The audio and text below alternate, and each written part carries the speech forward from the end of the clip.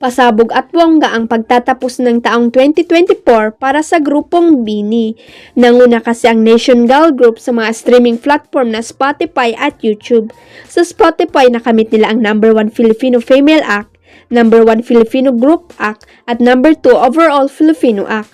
Bongga din ang pangungunan ng P-pop Idol Girl sa Best of Radar 2024 Global. Number 5 naman sa Top Tracks 2024 Philippines ang kanta nilang Pantropiko, habang number 2 naman ito sa Best of P-pop on the Rise at number 1 naman sa Most Streamed Tracks on Equal Philippines at number 10 sa Best of Tatak Pinoy.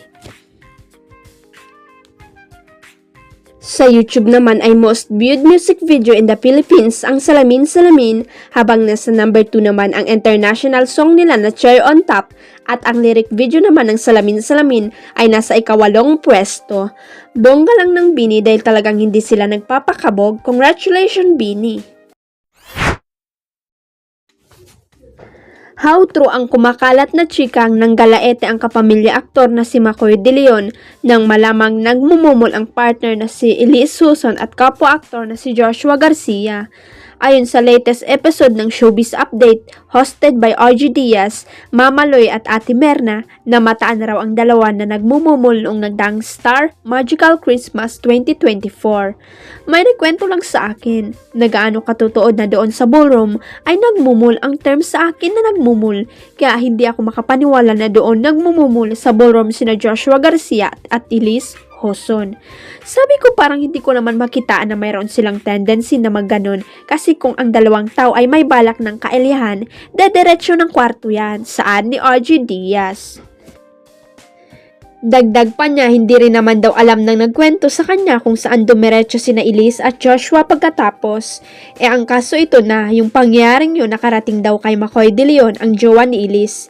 Hindi rin daw alam ng source ko kung kailan ngayon mag-bodyguard si Joshua Garcia, dahil ang kwento sa akin may bodyguard na raw ngayon kahit saan magpunta. Chika pa ni OG.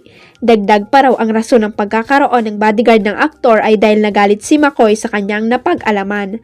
Nakarating dito na nagkasamtingan ito si Elise at Joshua. Syempre sa galit niya parang napamura siya tapos napabanta pa.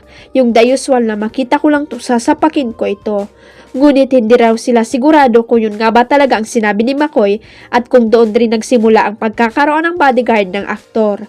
Dapat malaman natin mula kay Makoy, kay Elise at kay Joshua Garcia kung ano ba ang totoo rito, kung nagkamulmulan ba sa Star Magical Ball, nagalit ba talaga si Makoy kay Joshua nang malaman ang nangyari sa dalawa.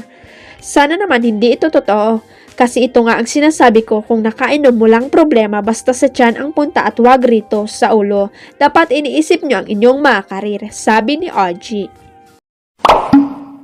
Huwag kalimutang i-click ang subscribe button at i-ring ang notification bell para sa latest at legit chika updates.